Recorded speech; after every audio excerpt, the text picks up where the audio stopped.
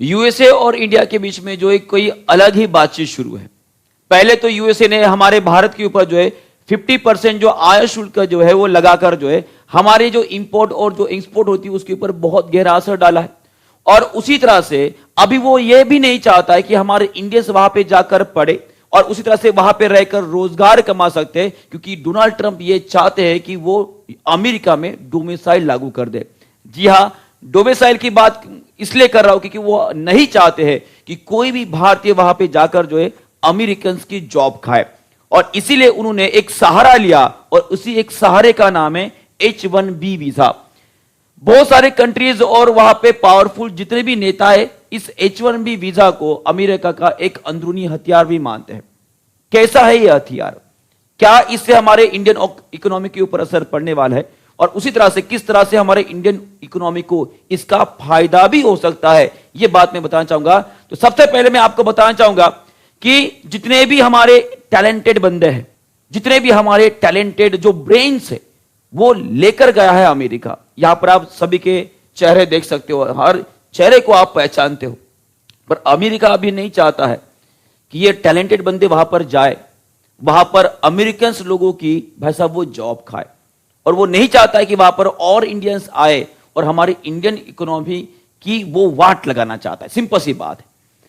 तो किस तरह से ये सभी चीजें बदल रही है, और इनको मैं मजदूर भी बोल रहा हूं, पता है क्यों, और इनको एलियंस भी बोल सकता हूं, क्योंकि ये एलियंस ऐसे हैं जो अमेरिका में जाकर अमेरिकन की भाई साहब जॉब खाने वाले हैं, वहां पे अपना सेटलमेंट कर लेंगे और वहां से पैसा हमारे भारत में भेजेंगे। ठीक है, ये किस तरह से चक्र पूरा चलता है, पूरे साइकिल के ऊपर बात करते हैं। पर इनको मैंने एलियंस क्यों बोला, ये मैंने नहीं बोला है जी, ये मैंने नहीं बोला है। एक व्यक्ति है जिनको हम कैरोलिना लिविट के नाम से जानते हैं। ये कौन है जी, ये 36 व्हाइट हाउस प्रेस की सेक्रेटरी है। यहां पे आप देख पा रहे होंगे डोनाल्ड ट्रंप के साथ बहुत अच्छा उन्होंने एक सेल्फी भी निकाली, और वहां पे देख पा रहे हो ट्विटर के ऊपर कैसे है। उन्होंने ये बोला है कि president Donald Trump suspended the entry of certain aliens. क्या बोला है, सर्टन एलियंस, माने कि अमेरिका में जाने वाले जो भी इंसान होते हैं वो एलियंस होते हैं। भाई ये इंसान है, हम लोग एलियंस हैं। और उसी तरह से जैसे कि अभी बात चल रही थी, आप सभी को बताया कि H1B वीजा के बारे में जो है बहुत सारे लोगों को इंफॉर्मेशन पहले तो दी थी कि हर 3 साल में आपको जो है पहले 6 लाख रुपए भरना पड़ता था, पर अभी हर साल जो है लगभग आपको $1 लाख, कहने का मतलब होता है लगभग 88 लाख रुपया हर साल भरना पड़ेगा। ऐसे पहले तो उन्होंने अनाउंसमेंट कर दिया, इसके बाद पूरे इंटरनेट पे बवाल मच गया, और इसके बाद ये जो हमारे कैरोलिना लिविट है इनके और से ही एक और ट्वीट निकल कर आया जिससे सभी लोगों को थोड़ी सी राहत तो मिल गई है। ठीक है, राहत ये मिली है, उन्होंने ये बोला है कि it is not a annual फी, ये कोई जो है 1 साल की फीस नहीं है। उन्होंने ये क्लियर करते हुए बोला है कि जो H1B वीजा जिन्होंने पहले से हायर करके रखे, माने जिनके पास पहले से ही H1B वीजा में जो है पहले से अमेरिका में काम कर रहे, उनको कोई अलग से चार्जेस नहीं भरने पड़ेंगे। पर हां, अगर कोई व्यक्ति 21 सितंबर 2025 के बाद अगर वहां पे अप्लाई करता है, उन्होंने एक पर्टिकुलर डेट भी बताया था, अभी डेट तो उन्होंने फिक्स नहीं की, पर बता रहा हूं आपको, उसके बाद अगर वहां पे अप्लाई करता है तो उनको लगभग 3+3 माने कि टोटल 6 साल के लिए जो है $1 लाख भरना पड़ेगा, माने कि 88 लाख रुपीस भरना पड़ेगा, वो भी एक ही किस्त में। माने कि वहां पे जाना है तो पहले टिकट का पैसा भरो, उतना भरने के बाद जो वहां पर आप रोजगार पा सकते हो। यह कहना है हमारे कैरोलिना लिविट जी का। अब यहां पे जो पुराने बंदे हैं जो वहां पर पहले से काम करे उनको थोड़ी सी राहत तो मिल गई, ठीक है, हमारा ऊपर जो है ज्यादा नहीं है, पर आने वाले समय का क्या, आने वाले फ्यूचर का ये बात जो है हमारे ओर में घूमती है। तो चलिए जानते हैं कि H1B वीजा एक्चुअल में होता क्या है, किस तरह से कोई भारतीय जो है वहां पे जाकर काम कर सकता है, क्या सब प्रोसेस होती है, और किस तरह से ये H1B वीजा हमारे इंडियन इकोनॉमी के ऊपर भी असर डाल रहा है, इस बात के ऊपर भी हम पूरी चर्चा करेंगे। सभी लोग आखिर तक बने रहेगा। पर इसके बारे में जानने से पहले जो है आपको मैं बताना चाहूंगा कि अगर आप बीपीएससी और कोई भी शिक्षक भर्ती की अगर तैयारी कर रहे हो तो बीपीएससी के ऊपर खास तौर पे आपको 80% का ऑफर दिया जा रहा है। और अगर आप चाहते हो कि सर ये 80% से भी ज्यादा ऑफर मिल सकता है क्या, बिल्कुल मिल सकता है। वहां पर आप जो है केपी मैक्स इस कूपन कोड का इस्तेमाल कर लीजिएगा। किसका? केपी मैक्स इस कूपन कोड का इस्तेमाल कर लीजिएगा। वहां पे आपको मैक्सिमम मान के 80% से भी ज्यादा डिस्काउंट मिल जाएगा और आप शिक्षक बनने की तैयारी आराम से हमारे साथ कर सकते हो। ठीक है, और तो इसके बारे में बात करते थोड़ा अभी H1B वीजा के बारे में। अब यहां पर देखो क्या लिखा गया है, H1B visa fee higher then the annual salary of the most H1B visa holder. ये पुरानी बात है। यहाँ पे ये लिखा गया है कि कुछ लोग वहां पे जो अमेरिका में काम कर रहे, इनकी सैलरी भी जितनी नहीं है उससे भी ज्यादा फीस जो उसको एक साल में भरनी पड़ेगी। और उसी तरह से जितने भी हमारी जो आईटी कंपनीज है, जो यूएसए प्रोजेक्ट लेकर जो है बहुत कम दाम में जो है इंडिया में जो है उसको बनाकर जो है वहां पे सेल करती है, वो प्रोजेक्ट कंप्लीट करते हैं, इनकी उस ऊपर भी बहुत गहरा असर पड़ने वाला है। पर अभी क्या हुआ है जो मैंने बताया है कि H1B ये जो हमारा वीजा है इसमें चेंजेस करने पर क्या है H1B वीजा। चलो बात करते हैं। सबसे पहली बात तो मैं आपको बताना चाहूंगा कि H1B वीजा जो होता है एक्चुअली उन एम्प्लॉयज को देना चाहिए। देखो यहां पे क्या लिखा है, ये पूरे वो वर्ड्स है जो स्पेशली एक ऑथेंटिक सोर्स से हमने निकाले हैं। यहां पे सीधा लिखा गया है कि वर्कर्स, क्या लिखा गया है? वर्कर्स। मान कि जो भी एक व्यक्ति फॉरेन से आता है, मान कि अमेरिका के लिए फॉरेन क्या हो गया, बाकी सब कंट्री फॉरेन हो गए, ठीक है। फॉरेन से अगर अमेरिका में जा रहा है तो उसे वर्कर कहा जाएगा, उसे मजदूर बोलेंगे। क्या बोलेंगे? मजदूर बोलेंगे। और मजदूर कैसा होगा? मजदूर ये होगा कि मान लीजिए उसे एक हाई डिग्री ऑफ स्पेशलाइज्ड है, नॉलेजेबल है और लिस्ट बैचलर ऑफ डिग्री उसकी कंप्लीट है, ये सभी चीजें उसके पास अगर है तो ये मजदूर जो है अमेरिका में जाकर काम करने के लिए एक परमिशन दिया जाता है, उसे हम H1B वीजा के नाम से जानते हैं। और यहां पे मजदूर देख पा रहे हो आप, मजदूर कैसे दिखाई दे रहे हैं। और उसी तरह से आप पे यह भी दिखा गया है कि ये H1B वीजा जो होता है पहला जो है वह 3 साल के लिए जो है 3 साल के जो है वैलिड होता है। अगर आप 3 साल वहां पे रह रहे हो, 3 साल कुछ भी कर रहे हो तो ऑब्वियसली 3 साल जो है आप वहां पे रहकर सब काम कर सकते हो। पर अगर लगा आपको कि ये 3 साल इनसफिशिएंट है, मुझे और ज्यादा चाहिए, तो ये 3 साल के आप 6 साल तक जो है इसे एक्सटेंड कर सकते हो। ठीक है, 6 साल तक एक्सटेंड कर सकते हो, माने कि आप कर सकते हो। और ये 6 साल कंप्लीट होने के बाद अगर आपको लगा कि भारत जाकर क्या करेंगे, भारत में क्या है, गरीबी है, गरीब लोग हैं, छोटे छोटी इमारत है, गलियों में से जाने के लिए रास्ता नहीं है, अमेरिका में देखो कितनी खुशहाली है, अगर आपकी दिमाग में ऐसा अगर विचार आता है तो वहां पे रहकर आप ग्रीन कार्ड के लिए अप्लाई कर सकते हो। ठीक है, ग्रीन कार्ड माने कि वो होता है जो वहां पे परमानेंट रेसिडेंसी आपको मिल जाती है। और जो मैंने पहले जो मजदूर दिखाए थे ना, बड़े बड़े दिमाग वाले, ये सभी ग्रीन कार्ड वाले हैं। ये कभी नहीं बोले कि आई एम एन इंडियन, वो बोलेंगे कि हम अमेरिकन हैं। उनको गर्व महसूस होता है। और हमारे कई और भी भारतीय हैं जिनको इंडियन कहने से अच्छा जो अमेरिकन है ये कहने में बड़ा गर्व महसूस होता है, क्योंकि उनको लगता है कि हमारे भारत से यूएसए बहुत बड़ा है।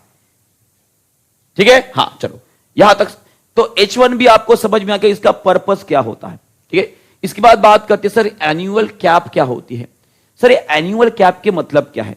एनुअल कैप का मतलब ये होता है there is a statutory limit on how many new H1B visas are issued each fiscal year. माने कि जितने भी फाइनेंशियल ईयर्स होते हैं इसमें एक साल में कितने ये वीजास देने हैं, इसके ऊपर एक लिमिट रखी गई है अमेरिका की ओर से। ये होती है लगभग जो है 65,000 वीजा जो है वो एक साल में देते हैं, जो जिसे हम रेगुलर कैप में बोलते हैं। पर उसी तरह से अगर मान लीजिए जो व्यक्ति for a people with US masters degree और द हायर एजुकेशन और एडवांस डिग्री एक्सेप्शन अगर उनके है तो ऑब्वियसली 20,000 उनके लिए जो सब आरक्षित रखे जाते हैं, उनके लिए रिजर्व रखे जाते हैं। माने कि कुल मिलाकर ये टोटल जो बनता है आपका आंकड़ा लगभग 85,000 लोगों को जो है हर साल हमारा यूएसए जो है भारतीय लोगों को वहां पर बुलाता है, उसे मजदूरी करवाता है। यहां तक समझ में आ गया? एनुअल कैप कितना है? लगभग 65,000 लोगों को। और ये दिन ब दिन बढ़ते जा रहा है क्योंकि भारतीयों को लगता है कि भारत में रोजगार नहीं है। और ये सच्चाई भी है, मैं इसे नहीं झुटलाना चाहूंगा कि भारत में रोजगार की बहुत कमी है। आप भी कमेंट बॉक्स में लिख सकते हो कि आप कौन सी एग्जामिनेशन की प्रिपरेशन कर रहे हो और कितने साल से राह देख रहे हो, क्या हालत बनी है। आप कमेंट बॉक्स में जरूर लिखिएगा ताकि ज्यादा से ज्यादा लोगों को पता चले कि क्या करना है। ठीक है, चलो फिर बोलते हैं कि सर पीरियड कितना रहेगा। जैसे मैंने स्टार्टिंग में बताया था आपको कि H1B वीजा पाने के बाद जो है आपको इनिशियली 3 इयर्स के लिए जो है आप वहां पे रह सकते हो, अपना काम कर सकते हो, बाकी सब चीजें कर सकते हो, मौज मस्ती और एजुकेशन और जितना भी रोजगार है भाई साहब वहां पे पैसा कमा सकते हो, ठीक है। पर इसके बाद जो है उसको फिर से आप 30 साल के लिए बढ़ाकर जो है 6 साल तक बढ़ा सकते हो, ठीक है, 6 साल तक बढ़ा सकते हो। ये हमने अभी अभी इसके ऊपर बात की। पर अगर हमें 6 साल से भी ज्यादा का अगर एक्सटेंशन चाहिए, उसके लिए कुछ कंडीशंस वहां की होती है, उनको फॉलो करना पड़ता है और उसके बाद जो है आपको ग्रीन कार्ड भी इसमें मिल सकता है, अगर बाकी सब चांसेस अगर अच्छे रहे, सभी कंडीशन अगर अच्छी रही। बाद में मैं बात सबसे इंपॉर्टेंट बात करना चाहूंगा कि इसका हमारे इंडियन इकोनॉमी के ऊपर क्या असर होने वाला है। ये H1B वीजा जिसे डोनाल्ड ट्रंप ने एक जो है एक तीर की तरह इस्तेमाल किया है हमारे इंडियन इकोनॉमी को नीचे गिराने के लिए। पर आपको बताना चाहूंगा कि अगर हमारे भारतीयों ने, हमारे पॉलिटिशियंस लोगों ने अगर जिस तरह की कंडीशंस अमेरिका में है बिजनेस करने के लिए, एजुकेशन करने के लिए, बाकी सब चीजें करने के लिए, अगर वो कंडीशन यहां पे फिजिबल हो जाती तो ऑब्वियस है ये हमारे लिए बहुत अच्छा फायदा हो सकता है।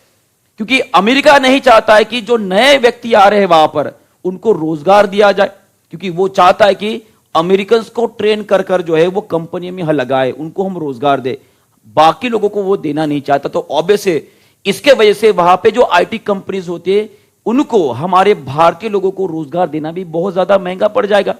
क्योंकि सिंपल सा एक उदाहरण बताता हूं, मान लीजिए मैं अब नया नया एक अभ्यर्थी हूं, मैंने अभी अभी सब कुछ कंप्लीट किया और वहां पे जाकर रोजगार करना चाहता हूं, तो उस आईटी कंपनी को पहले मेरे वीजा का लगभग 88 लाख रुपए जो है उसका अरेंजमेंट करना पड़ेगा। माने कि मेरी सैलरी अगर 1 साल के अंदर मान लीजिए 1 करोड़ रुपया के ऊपर भी अगर होती तो वो भी मुझे कम पड़ जाएगा, क्योंकि वहां पे 88 लाख रुपए जो है मुझे साल के देने पड़ेंगे। और बचा कितना बचा है भाई साहब? 12 लाख रुपया। 12 लाख रुपए तो भाई साहब 2 महीने में 3 महीने में आपका खत्म हो जाएगा यूएसए के हिसाब से।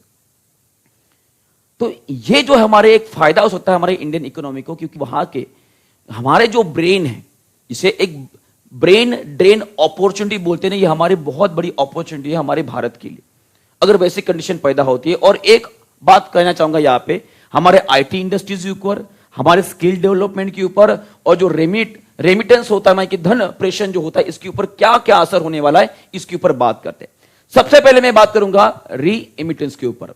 सब लोग ध्यान देंगे, अगर मैं जो टाइम्स ऑफ द हिंदू का एक न्यूज़पेपर का कट है और उसी तरह से ये जो इंफॉर्मेशन यहां पे लिखी गई है रिजर्व बैंक ऑफ इंडिया की ओर से रिलीज की गई थी। यहां पर आप देख पा रहे हो हमारे भारत ने लगभग जितना भी पूरे वर्ल्ड में जो ग्लोबल रेमिटेंस आता है 2024 में लगभग 14.3% ग्लोबल का था और ये चाइना से भी ज्यादा था। चाइना में केवल 5.3% ही आया था। सर ये धन प्रेषण होता क्या है? सब लोग ध्यान देंगे, जैसे कि मान लीजिए मुझे यूएसए में जॉब लग गई, मैं यूएसए में चला गया, वहां पे पैसा कमाऊंगा, पर मेरी फैमिली, मेरे लोग तो भारत में ही है ना, मैं क्या करूंगा, वहां से जो डॉलर है वो भेजूंगा, मैं भारत में भेजूंगा, इंडिया में भेजूंगा। तो वहां से यूएसए में काम करने वाले जो अपने जो लोग हैं वो हमारे भारत में जो पैसा भेजते हैं उसको हम धन प्रेषण के नाम से जानते हैं, री एमिटेंस के नाम से जानते हैं। ये समझ में आ गया? और ये हमारे टोटल इकोनॉमी का, हमारे टोटल जीडीपी का लगभग कितना था, ये भी मैं आपको बताना चाहूंगा। ये देखो, ये आंकड़े जो है सभी हमारे, आप देख पा रहे हो, एक ऑथेंटिक रिसोर्सेज लिए गए हैं। यहां पर आप देख पा रहे हो, अगर फाइनेंशियल ईयर में 2024-25 की बात करता हूं तो यहां पर लगभग 135.46 बिलियन डॉलर, इतना बड़ा रेमिटेंस जो है हमारे भारत ने 2024-25 में हासिल किया है, जो हमारे टोटल इसका जो लगभग 14.3 इंक्रीज के साथ बढ़ा है। और उसी तरह से आपको पता चलेगा over 10% of gross current account inflows, माने कि इतना बढ़ रहा है जो 1 ट्रिलियन से भी आगे जाने की संभावना दर्शाई जा रही है 2025-26 के अंत तक। और ये हमारे ग्लोबल माने कि हमारे जीडीपी का लगभग 3.52% है।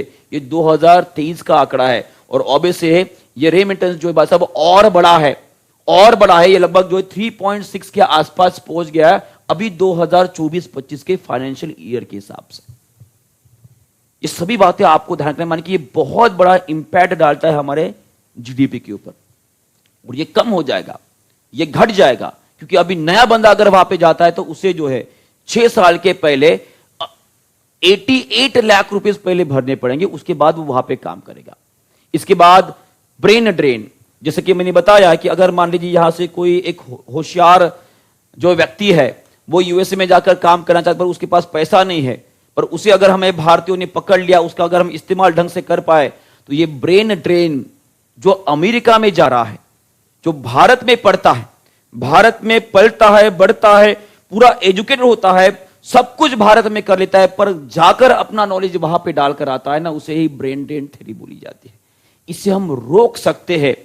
अगर इंडियन गवर्नमेंट ने चाहा तो हमारा जो डेवलपमेंट हो रहा है उसे हम कई गुना तेजी से कर सकते हैं, अगर हम इसे रोक पाए।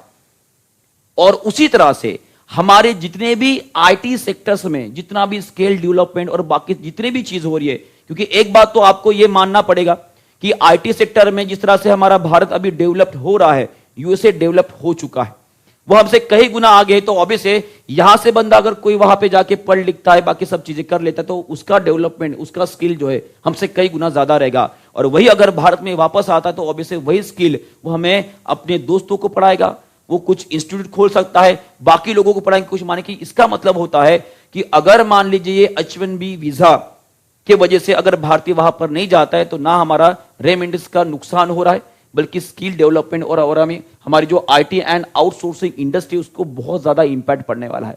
बस यहां पे एक फायदा हो सकता है कि अगर उस ब्रेन को हमने रोक दिए तो इंडिया जिस तेजी के साथ अभी 5 ट्रिलियन इकोनॉमी को पाने में सक्षम दिख रहा है, ये जल्दी ही 6 to 7 ट्रिलियन को पाने में आसानी से आगे बढ़ जाएगा।